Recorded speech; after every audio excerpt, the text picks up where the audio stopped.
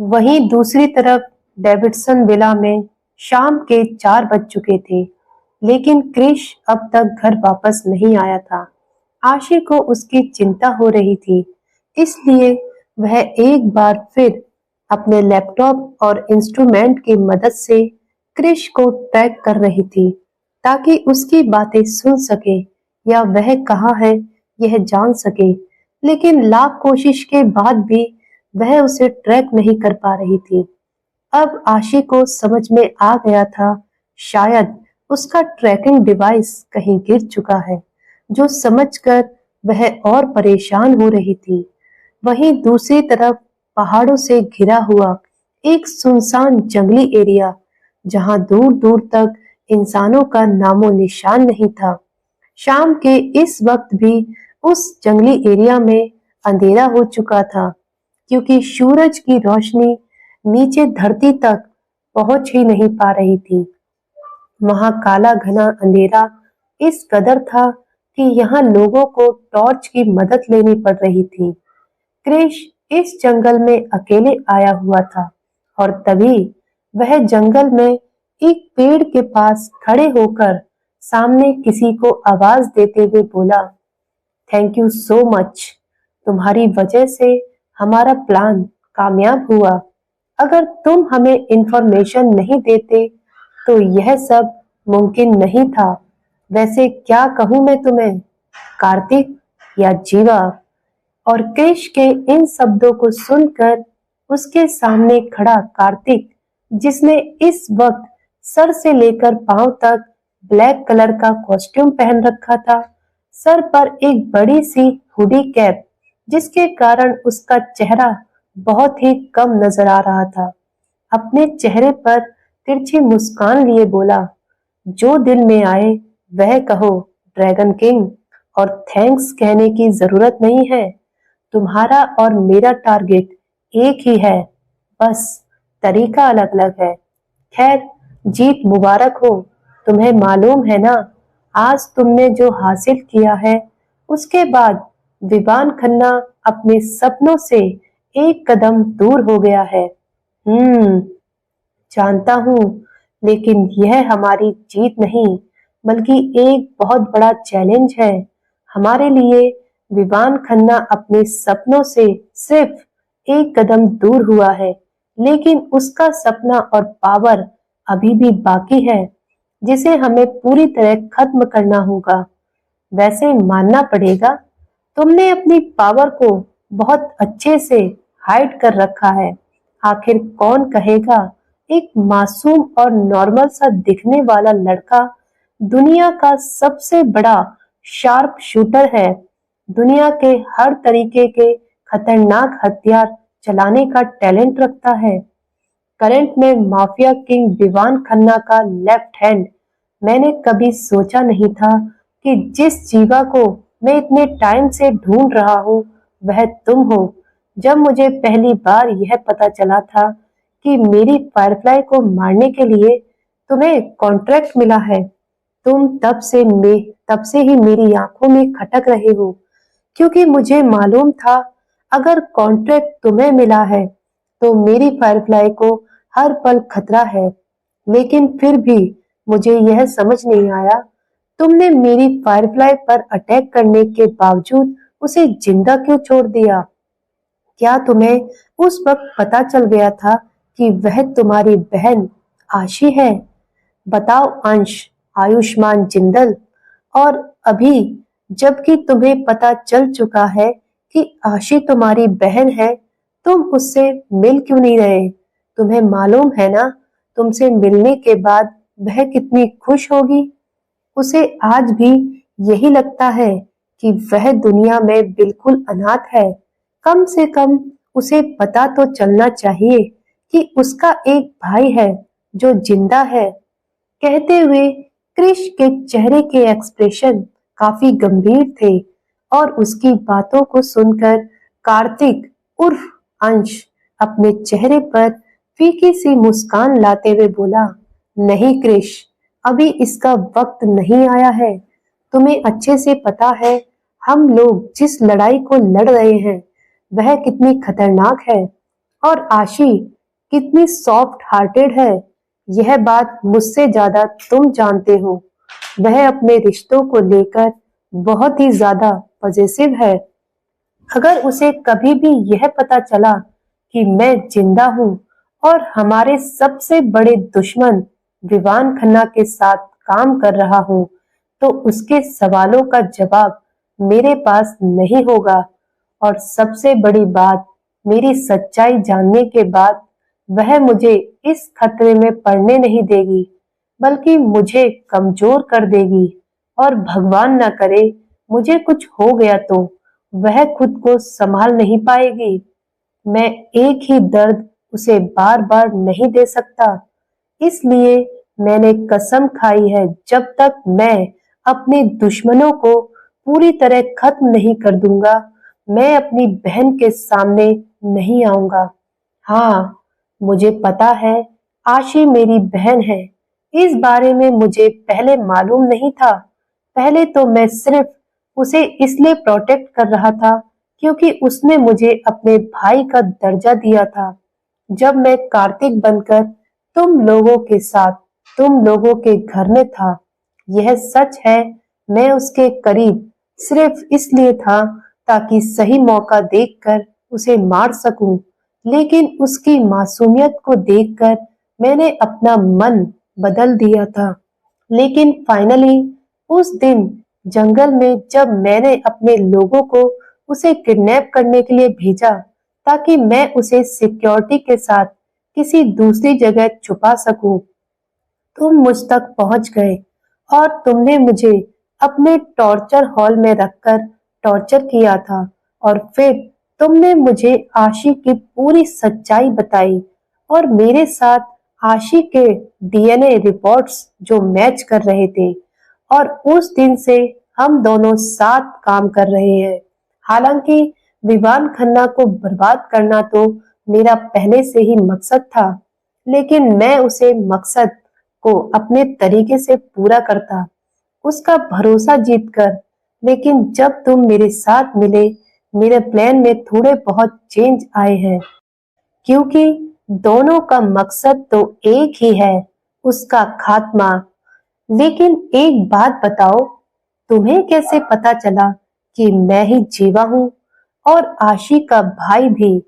क्योंकि मुझे तो अपने बचपन की सिर्फ छोटी सी घटना याद है, काफी धुंधली। एक कार एक्सीडेंट जिसमें लोगों के चीखने और चिल्लाने की आवाज गूंज रही थी। पापा का मेरी जान बचाने के लिए मुझे गाड़ी से बाहर फेंक देना, और कुछ ही देर बाद मैं सड़क के बीचों बीच काफी बुरी तरह से घायल, खून से लथपथ पड़ा था। फिर एक जोड़ी काले जूते मेरे सामने आकर रुके। मैंने अपनी खुली आंखों से सामने नजर उठाकर देखा तो एक आदमी अपने होठों के बीच शिगार दबाए राक्षसों की तरह हंस रहा था। उसके चेहरे को मैं कभी नहीं भूल पाया, क्योंकि वह कोई और नहीं, विवान खन्ना था। हालांकि मुझे उस वक्त तो उसके नाम के बारे में नहीं पता था। मैं इतना घायल था कि तुरंत ही बेहोश हो गया। लगभग 20 दिनों के बाद मुझे एक पुराने और टूटे फूटे घर में होश आया। मैं जिंदा था, लेकिन बहुत घायल था। एक बूढ़ी औरत मेरी सेवा कर रही थी। उसने मुझे बताया कि मैं उसे सड़क के किनारे झाड़ियों में पड़ा हुआ मिला था। तब से वह बूढ़ी औरत मेरी दादी बन गई। मैं अपने बारे में कुछ भी नहीं जानता था, बस कभी कभी वह धुंधली यादें मुझे रात को सोने नहीं देती थी। लेकिन एक दिन मुझे वह आदमी सड़क पर एक रेड लाइट पर खड़ी गाड़ी के अंदर बैठा हुआ नजर आया था। उसने इंसान को देखते ही मैं तुरंत उसे पहचान गया, और इत्तेफाक से वह आदमी भी मुझे देख चुका था। वह मेरे पास आया और उसने मेरे सर पर बंदूक तान दी, लेकिन मैंने कुछ भी रिएक्ट नहीं किया, बल्कि उसकी आंखों में आंखें डालकर देखा। उसने मुझसे मेरा नाम पूछा। मुझे कुछ भी याद नहीं था। दादी का रखा हुआ नाम मैंने उसे बताया और उसके बारे में पूछा तो उसने मुझे बताया कि वह विवान खन्ना है, एक बहुत ही बड़ा बिजनेसमैन और मेरे पापा का दोस्त। फिर वह मुझे अपने साथ ले गया और मुझे फाइटिंग की ट्रेनिंग देने लगा। मैं भी उसकी ट्रेनिंग को बहुत अच्छे से करता था। धीरे धीरे मैं बड़ा हुआ। उसने मुझे शार्प शूटर फाइटर बनाया। उसने मेरा पूरी तरह इस्तेमाल किया, लेकिन धीरे धीरे मैं उसकी तानाशाही से परेशान होने लगा, क्योंकि वह मुझे बेगुनाह लोगों का भी मर्डर करवाता था। मुझे यह बिल्कुल भी पता नहीं था कि वह मेरी जिंदगी का सबसे बड़ा दुश्मन है, मेरी बर्बादी की वजह है, जो कि तुमने ही मुझे बताया। तब से मैंने तुम्हारी टीम को ज्वाइन किया, लेकिन तुमने मुझे नहीं बताया कि तुम्हें कैसे पता कि मैं ही आशी का भाई आयुष्मान जिंदल हूँ। और जीवा यानी कि अंश की बात को सुनकर क्रिश के चेहरे पर एक तिरछी मुस्कान आ गई और अब उसने जीवा को बताया, तुम्हें क्या लगता है, अपनी ही फैमिली को सीकर रखने के लिए मैं दिन रात एक कर देता हूँ। इस फैमिली के पास मैं यूं ही किसी अनजान इंसान को लाकर रख लूंगा? कभी नहीं। तुम जब हमारे साथ रहने के लिए डेविडसन विला आए थे, तभी से मैंने तुम्हारे बारे में तहकीकात करनी शुरू कर दी थी, क्योंकि मैं अपनी फैमिली की सिक्योरिटी का रिस्क नहीं ले सकता था। फिर मुझे पता चला कि तुम अनाथ हो और तुम्हें मुझे तुम्हारे बचपन की कुछ फोटोज मिली। तुम मुझे काफी जाने पहचाने से लगे और एक बार स्विमिंग की ट्रेनिंग लेते वक्त मैंने तुम्हारे सीने के पास एक बर्थ मार्क को देखा, जहां एक बुलेट का निशान भी था। यह दोनों निशान बचपन से ही तुम्हारी बॉडी पर थे, जिसे मैं अच्छे से पहचानता था। और फिर मुझे एक सेकंड नहीं लगा यह जानने में कि तुम कोई और नहीं बल्कि मास्टर डेविल के बेटे अंश यानी कि आयुष्मान जिंदल हो। फिर मुझे पता चला कि तुम्हें तो अपने बारे में कुछ याद ही नहीं, और इससे पहले कि मैं तुम्हें कुछ बताता, तुमने मेरी फायरफ्लाई की किडनैपिंग की कोशिश करवाई, जिसके बाद तुम्हारा एक और सच मेरे सामने था। और तुम्हारे बारे में पता लगने के बाद मुझे यह भी पता चला कि तुम जीवा हो। लेकिन अब हम दोनों के सामने एक और चैलेंज है। हमें मिलकर यह पता लगाना होगा कि आखिर यह पी कौन है, जो हर बार हमारी मदद करता है। यह सुनकर अंश ने हाँ में सर हिलाया।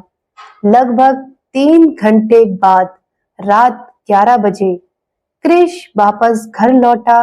वह जैसे ही कमरे में दाखिल हुआ, आशी बेड पर बैठे हुए उसका इंतजार कर रही थी। अचानक क्रिश को देखकर आशी जल्दी से बेड से उतरकर परेशान होते हुए क्रिश के गले से लग गई। उसकी आंखों में आंसू थे। साइको, साइको, साइको, तुम आ गए। कहाँ थे तुम? मैंने तुम्हें कितना याद किया, कितनी कॉल की, कितने मैसेज। तुमने किसी का भी रिप्लाई नहीं दिया। आखिर कहाँ थे तुम? बोलो। आशी क्रिश के सीने से लगकर जोर जोर से रो रही थी, क्योंकि उसे सच में क्रिश की बहुत चिंता हो रही थी। लेकिन आशी को इस तरह रोता हुआ देखकर क्रिश धीरे से उसके चेहरे को अपने सीने से निकालकर उसकी तरफ देखते हुए बोला, क्या हुआ फायरफ्लाई? तुम इस तरह क्यों रो रही हो? मैंने तुम्हें बताया था ना, मैं बहुत इम्पोर्टेंट काम से जा रहा हूँ और तुम्हें कॉल का रिप्लाई नहीं किया, क्योंकि मेरी बैटरी डेड हो गई थी। तुम इस तरह छोटी छोटी बातों पर रोया मत करो। Be strong Firefly. और क्रिश की इस बात को सुनकर आशी अपने निचले होठों को लगभग बाहर की तरफ निकालते हुए रोते हुए चेहरे पर क्यूट एक्सप्रेशन लिए अपनी टिमटिमाती हुई आंखों से क्रिश को देखते हुए बोली, मैं बहुत स्ट्रांग हूँ साइको, लेकिन बात जब तुम्हारी आती है तो मैं कमजोर पड़ जाती हूँ। तुम जानते हो ना, मैं तुम्हें कितना प्यार करती हूँ। मैं तुम्हें खोना बर्दाश्त नहीं कर सकती। तुम मेरी जिंदगी हो साइको, तुम मेरी जिंदगी हो।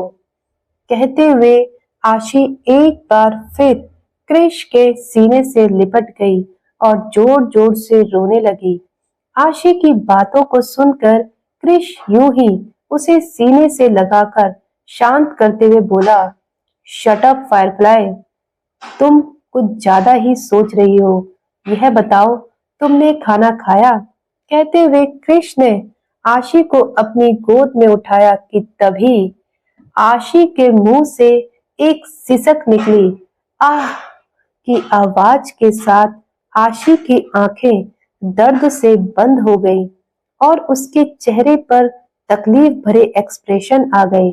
और यह सुनते ही क्रिश थोड़ा परेशान हुआ। क्या हुआ फायरफ्लाई, तुम अचानक?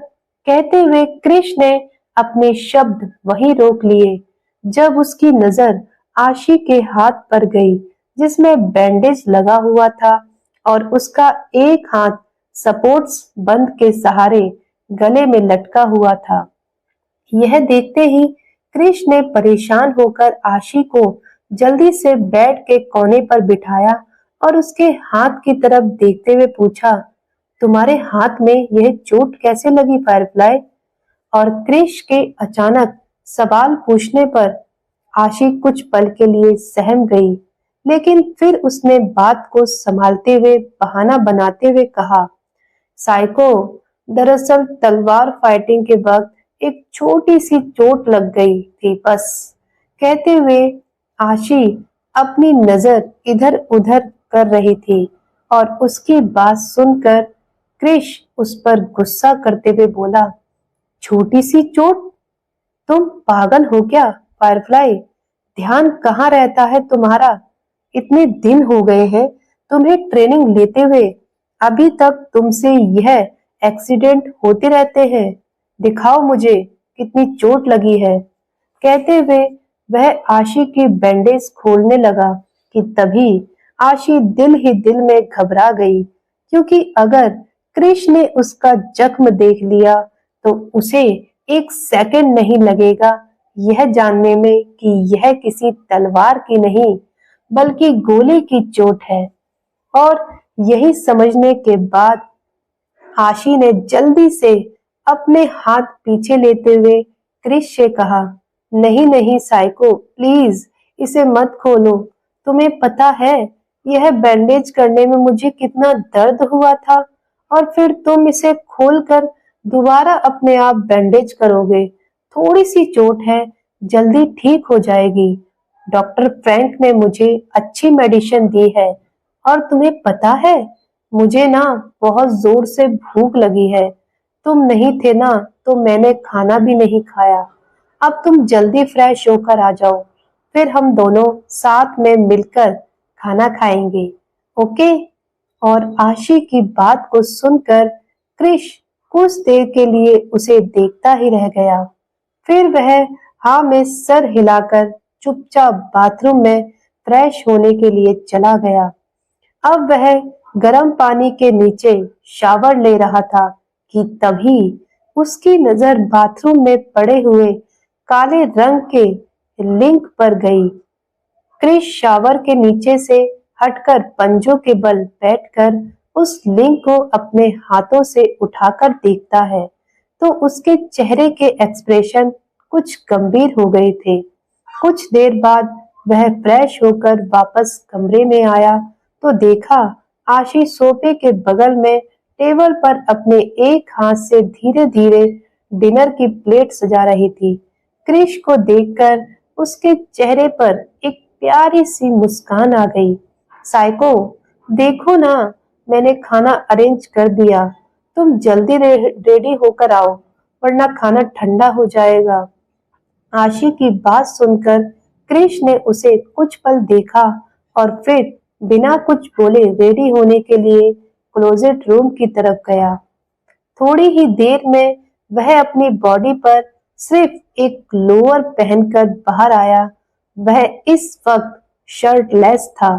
क्रिश आशी की बगल में सोफे पर बैठा तो आशी जल्दी से अपनी जगह से उठकर जल्दी से क्रिश की गोद पर बैठ गई और अपना दूसरा हाथ क्रिश के गले में लपेटकर प्यार से बोली, चलो अब जल्दी जल्दी खाना खाओ और मुझे भी खिलाओ, मुझे बहुत जोर से भूख लगी है।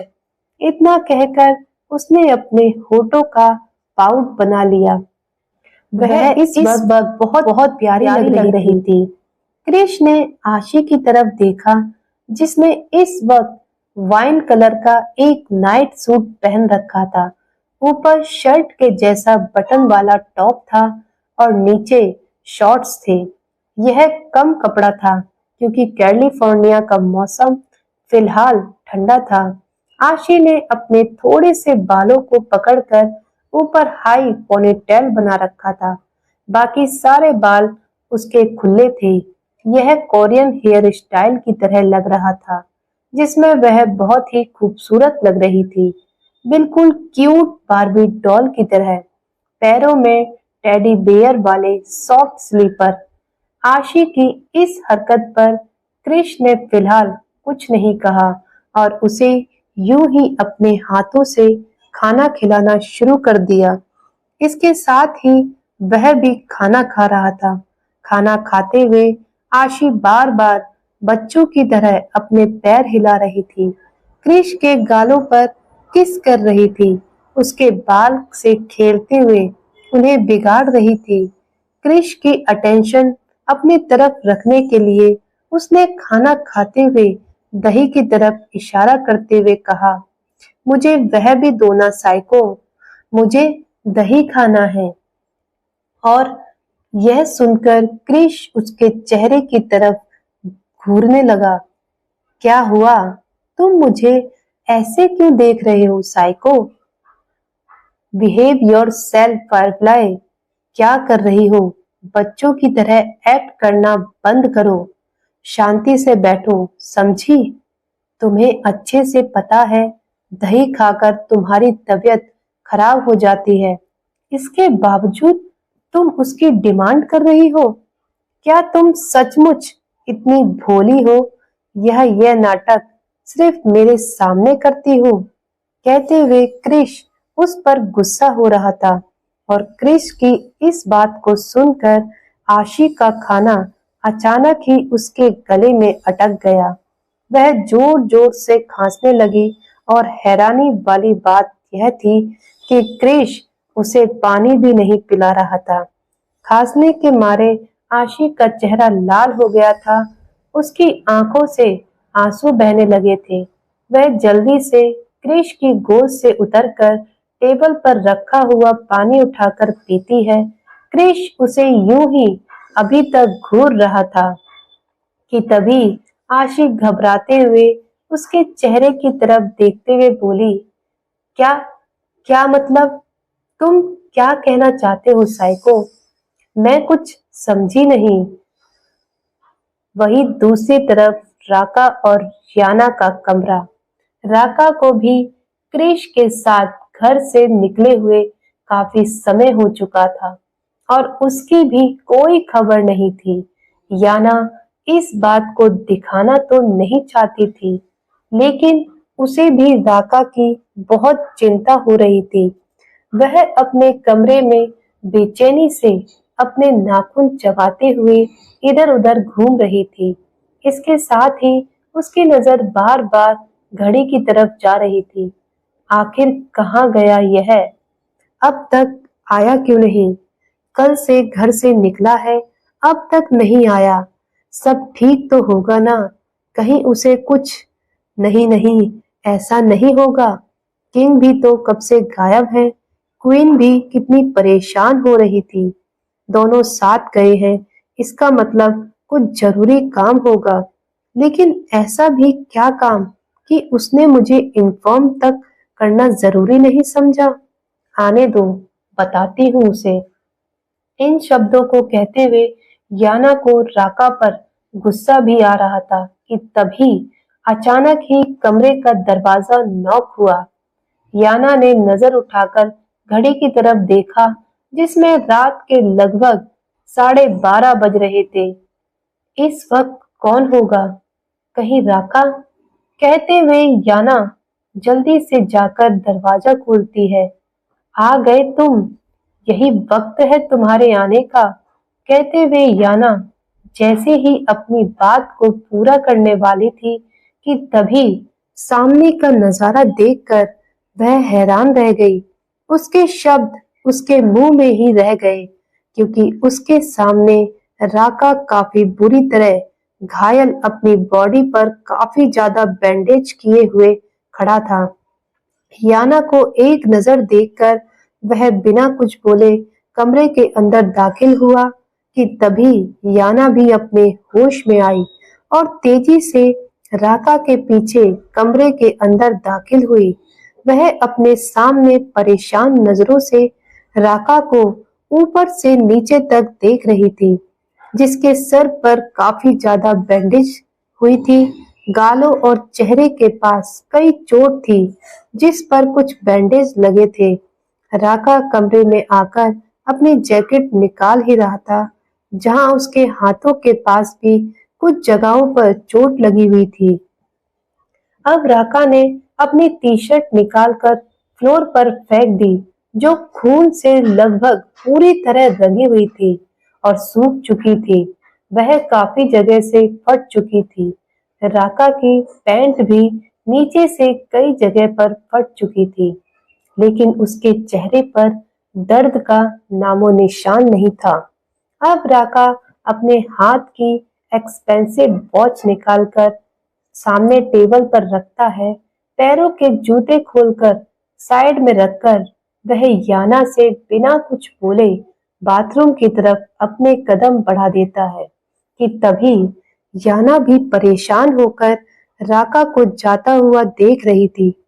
उसे समझ नहीं आया आखिर राका को इतनी चोट लगी कैसे। इससे पहले कि वह कुछ पूछती, राका वहां से जा चुका था कि तभी अचानक ही उसे बाथरूम में शावर का पानी ऑन होने की आवाज सुनाई दी। यह सुनते ही याना तेज कदमों के साथ बाथरूम की तरफ गई, जहां राका शावर के नीचे खड़ा होने ही वाला था कि तभी दरवाजा खुला होने के कारण याना ने यह देख लिया। न जाने क्या सोचकर वह तेजी से बाथरूम में राका के पास गई और इससे पहले कि राका शावर के नीचे खड़ा होता, याना ने तुरंत ही शावर ऑफ कर दिया। ऐसा होते ही राका हैरानी से अपनी नजर उठाकर सामने याना की तरफ देखा और थोड़ा कंफ्यूज होते हुए कहा, यह क्या हरकत है? शावर क्यों बंद कर दिया? शावर ऑन करूं, मुझे नहाना है। दोस्तों, वीडियो को लाइक अवश्य करें और अपना कमेंट करके जरूर बताएं अब कहानी में मजा आ रहा है या नहीं। दोस्तों, आगे की कहानी पढ़ने और सुनने के लिए जुड़े रहिए हमारे साथ। मिलते हैं अगली वीडियो में अगले एपिसोड के साथ। तब तक के लिए आप सभी का बहुत बहुत धन्यवाद। कहानी अच्छी लगे तो कहानी को लाइक करें और ज्यादा से ज्यादा कहानी को शेयर करें।